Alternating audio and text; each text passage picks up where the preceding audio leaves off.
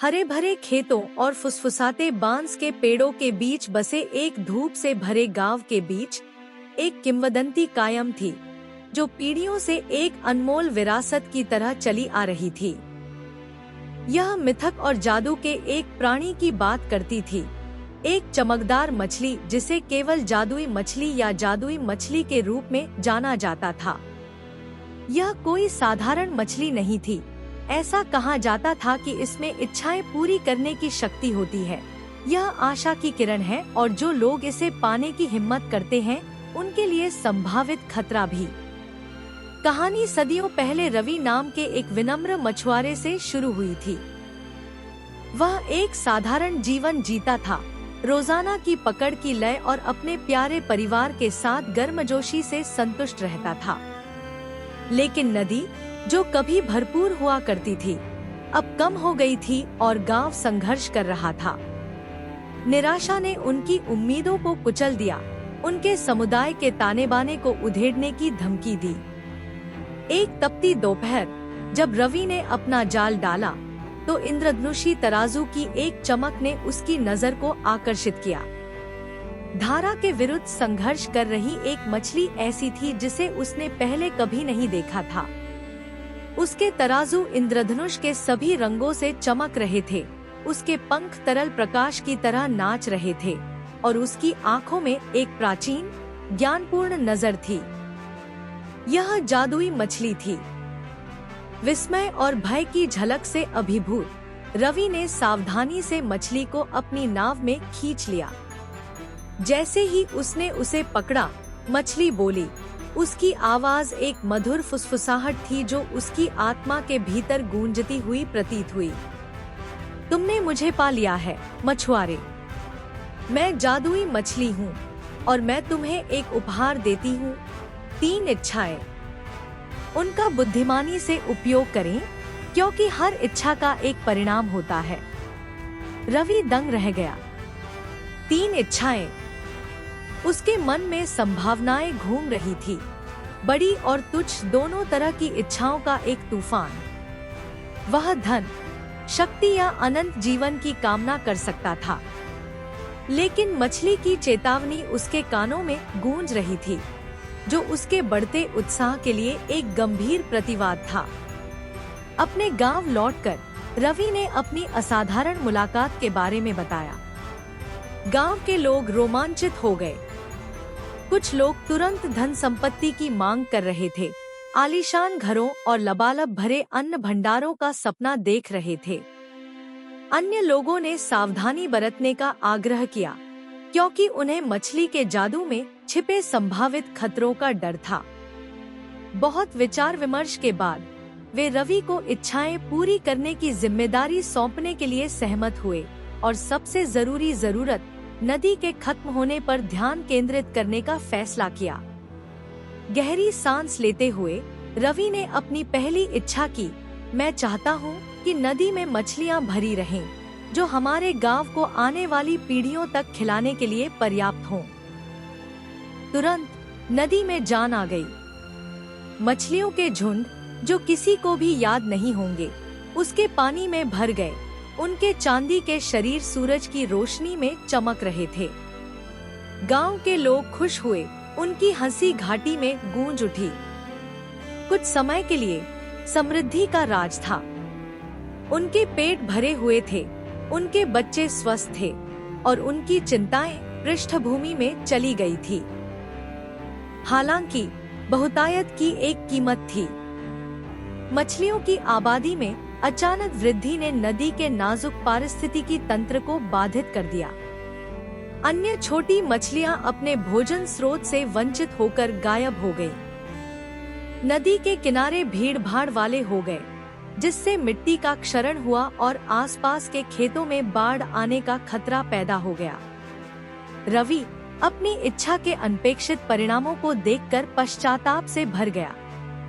उसने महसूस किया कि सबसे अच्छे इरादों के साथ भी जादू के अप्रत्याशित परिणाम हो सकते हैं। उसने एक घाव को ठीक किया था, लेकिन ऐसा करते हुए उसने दूसरा घाव बना लिया था। दूसरी इच्छा के लिए ग्रामीणों ने सावधानीपूर्वक पहले द्वारा बनाए गए पर्यावरणीय असंतुलन का समाधान करने का अनुरोध किया।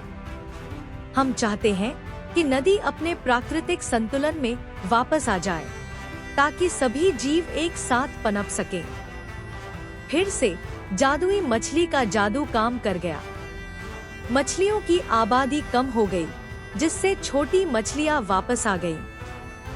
नदी के किनारे स्थिर हो गए और बाढ़ का खतरा कम हो गया। पारिस्थितिकी तंत्र धीरे धीरे ठीक होने लगा, संतुलन की स्थिति में लौट आया। लेकिन नदी के सामान्य होने के साथ ही गांव में एक सूक्ष्म बदलाव आया। शुरुआती उत्साह फीका पड़ गया, उसकी जगह बेचैनी की भावना ने ले ली। गांव के लोग बहुतायत के आदी हो चुके थे और संसाधनों के अधिक टिकाऊ स्तर पर वापस लौटना एक अभाव की तरह लग रहा था। हंसी की जगह बड़बड़ाहट और कृतज्ञता की जगह ईर्ष्या ने ले ली। रवि भारी मन से देख रहा था कि उसके गांव में असंतोष के बीज अंकुरित होने लगे हैं। वह समझ गया कि समस्या सिर्फ नदी में मछलियों की नहीं थी, यह लोगों के दिलों की थी।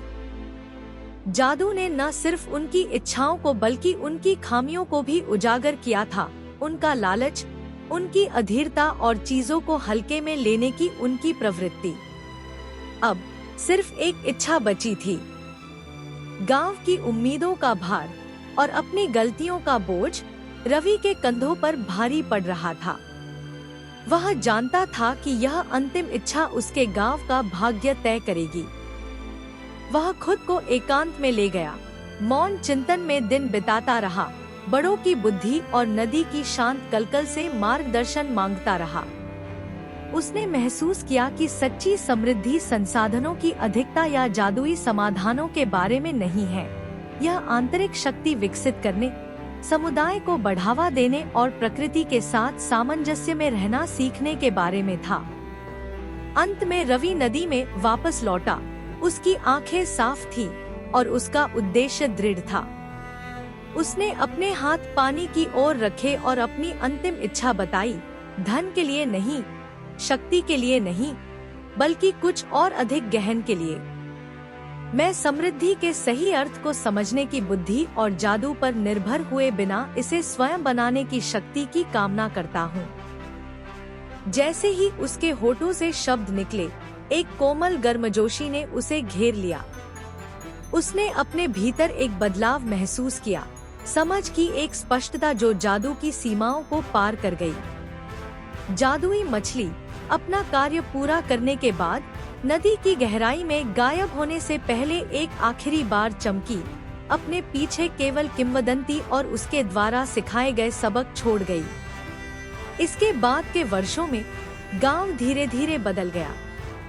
ग्रामीणों ने अब जादुई समाधानों पर निर्भर नहीं रहना सीखा, एक साथ काम करना, अपने संसाधनों को साझा करना और प्रकृति के नाजुक संतुलन का सम्मान करना सीखा। उन्होंने टिकाऊ खेती के तरीके विकसित किए, पड़ोसी गांवों के साथ मजबूत गठबंधन बनाए और निष्पक्षता और समानता पर आधारित शासन प्रणाली स्थापित की। उन्होंने जादुई मछली को तत्काल संतुष्टि के स्रोत के रूप में नहीं, बल्कि अनियंत्रित इच्छाओं के परिणामों और आंतरिक शक्ति को विकसित करने के महत्व की एक शक्तिशाली याद के रूप में याद किया। यह कहानी एक चेतावनी देने वाली किंवदंती बन गई, एक मार्गदर्शक सिद्धांत जिसने उनके जीवन और उनके समुदाय को आकार दिया। जादुई मछली की कहानी आज भी सुनाई जाती है।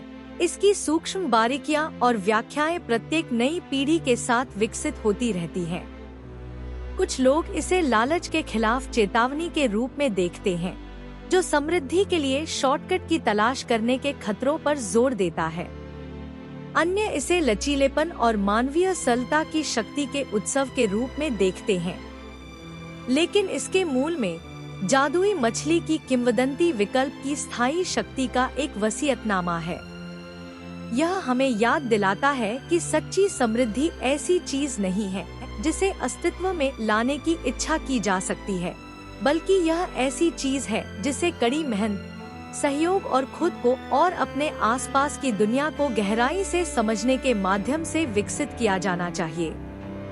यह एक ऐसी कहानी है जो हमें तत्काल संतुष्टि के आकर्षण से परे देखने और एक बेहतर भविष्य के निर्माण की चुनौतियों और पुरस्कारों को अपनाने के लिए प्रेरित करती है।